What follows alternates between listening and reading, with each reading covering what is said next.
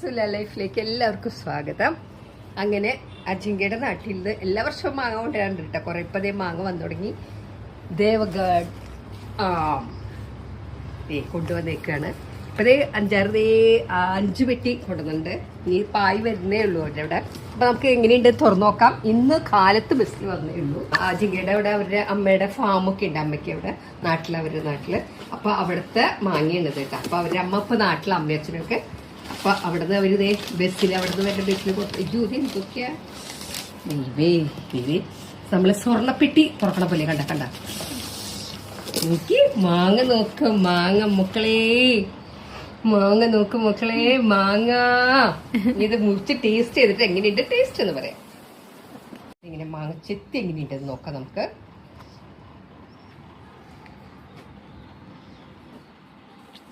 കണ്ട കഴിച്ചോട്ടെ കേട്ടാ.